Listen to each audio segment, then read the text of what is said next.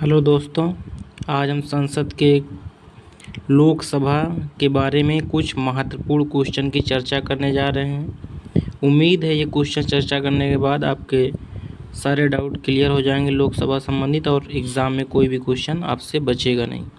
तो शुरू करते हैं दोस्तों। वेरी वेरी इम्पोर्टेंट, ध्यान से पढ़िएगा और क्वेश्चन का आंसर देने की कोशिश करिएगा। तो शुरू करते हैं। पहला क्वेश्चन है, लोकसभा के लिए चुनाव में निर्वाचित होने के लिए किसी व्यक्ति के लिए न्यूनतम आयु सीमा है? 18 वर्ष, 21 वर्ष, 25 वर्ष, इनमें से कोई नहीं। तो लोकसभा में निर्वाचित होने के लिए आपको उम्र जो होनी चाहिए वो 25 ईयर होनी चाहिए, 25 ईयर। नेक्स्ट क्वेश्चन की बात करते हैं। लोकसभा के लिए निर्वाचन के बारे में निम्नलिखित में से कौन सा कथन सही नहीं है? ध्यान से पढ़िएगा। निर्वाचन वयस्क मताधिकार पर आधारित होता है, ये बिल्कुल सही है। वयस्क मताधिकार पर होता है निर्वाचन का संचालन निर्वाचन आयोग करता है, ये भी बिल्कुल सही है। निर्वाचन के लिए मतदाताओं की सूची को राष्ट्रपति के निर्देशन और नियंत्रण में तैयार किया जाता है, ये बिल्कुल गलत है। ऑप्शन जो गलत है वही हमारा सही हो जाएगा, क्योंकि क्या पूछा था? नहीं है, तो ये नहीं है। निर्वाचन आयोग के अनुरोध पर राष्ट्रपति निर्वाचन आयोग को उसके कार्यों के निर्वहन के लिए आवश्यक कर्मचारी वृंद उपलब्ध कराता है, बिल्कुल सही है। नेक्स्ट क्वेश्चन की बात करते हैं। लोकसभा के निर्वाचन के लिए नामांकन पत्र भारत में निवास करने वाले किसी भी व्यक्ति द्वारा दाखिल किया जा सकता है। भारत में निवास करने वाले किसी भी व्यक्ति द्वारा दाखिल किया जाता है। जिस निर्वाचन क्षेत्र में निर्वाचन लड़ा जाना है वहाँ के किसी भी निवासी द्वारा दाखिल किया जा सकता है। तो ये भी नहीं होगा, क्योंकि आप कहीं के भी रहने वाले हों, आप कहीं से भी चुनाव लड़ सकते हैं। भारत के निवासी होना चाहिए, मगर उसके साथ साथ भारत के किसी नागरिक द्वारा जिसका नाम किसी निर्वाचन क्षेत्र की मतदाता सूची में है दाखिल किया जा सकता है, ये सही है। आपको चुनाव लड़ने के लिए किसी न किसी जगह से आपकी मतदाता सूची में आपका नाम होना अति आवश्यक है। ठीक है, अगला क्वेश्चन की बात करते हैं। लोकसभा में राज्यों को किस आधार पर सीटें आवंटित होती है? लोकसभा में राज्यों को किस आधार पर सीटें आवंटित होती हैं? तो जो सीट आवंटित होने का आधार है वो जनसंख्या है, क्षेत्रफल है, गरीबी है, भाषा है। तो आपको बता देते हैं 1971 की आधार मानकर प्रत्येक 10 लाख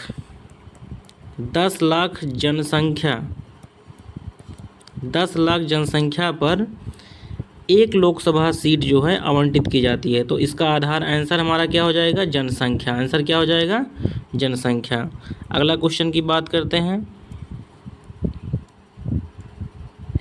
भारत के संविधान के अनुच्छेद 82 के अनुसार लोकसभा में सीटों का राज्यों के मध्य आवंटन जनगणना के आधार पर है। जैसे मैं आपको पिछले क्वेश्चन में बताया था अभी 71 जनगणना का आधार कौन सा है? 71 में जो जनगणना हुई थी उसी के आधार पर सीटें बनाई गई हैं टोटल। तो अभी बात कर लेते हैं लोकसभा में टोटल सीटें कितनी हो सकती हैं? 550। पहले 552 होती थी, मगर 104वें संविधान संशोधन के अनुसार एंग्लो इंडियन की जो 2 सीट मिलती थी उसको घटा दिया गया है, अभी 550 है। और टोटल निर्वाचन कितने पर होता है? तो 543 पर होता है। तो वर्तमान में कितने? 543। कितने हो सकते हैं? 550। पहले कितने थे? 552। ठीक है, क्लियर हो गया है क्वेश्चन। अगला क्वेश्चन पे चलते हैं। लोकसभा में राज्यवार सीटों का आवंटन वर्ष 1971 की जनगणना पर आधारित है। यह निर्धारण किस वर्ष तक यथावत रहेगा? जो 1971 की जनगणना के परिसीमन हुआ था उसके आधार पर 2026 के पहले कोई भी जो जनगणना होगी उसमें परिवर्तित नहीं किया जाएगा। जो सीटें हैं वो 550 ही रखी जाएंगी। 2026 तक यथावत रहेगा।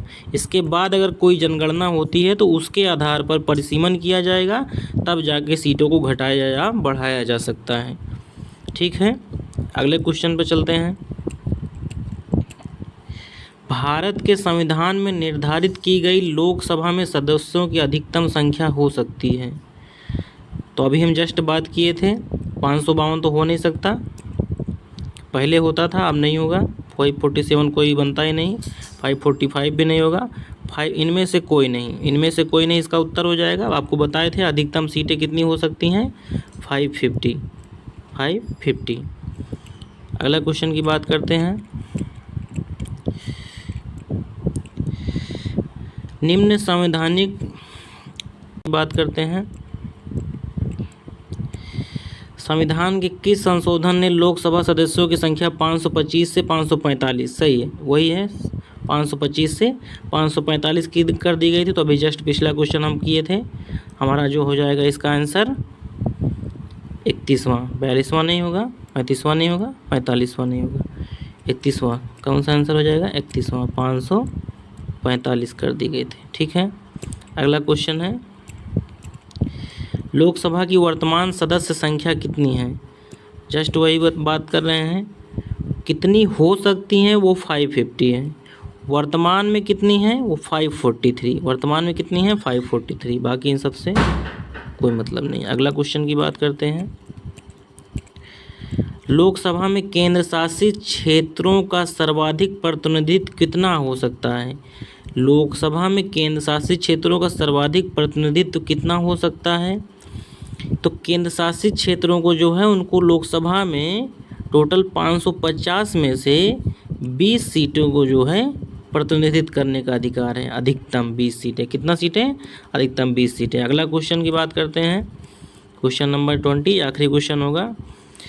भारतीय संविधान के किस अनुच्छेद के अंतर्गत लोकसभा में अनुसूचित जातियों का आरक्षण का प्रावधान किया गया है। अनुसूचित जातियों का प्रावधान किस अनुच्छेद में किया गया है। पहली बात तो लोकसभा में अनुसूचित जातियों के लिए जो सीट आरक्षित है वो 84 है, ये एससी के लिए है, और एसटी के लिए जो निर्धारित है वो 47 है। अब ये किस अनुच्छेद के हिसाब से है, तो अनुच्छेद हमारा जो हो जाएगा वो 330 हो जाएगा। ठीक है, कैसा लगा आपको वीडियो। अगर वीडियो अच्छा लगा और इसी तरह और क्वेश्चन आप चाहते हैं तो कमेंट करिए, लाइक करिए, सब्सक्राइब करिए। Thank you.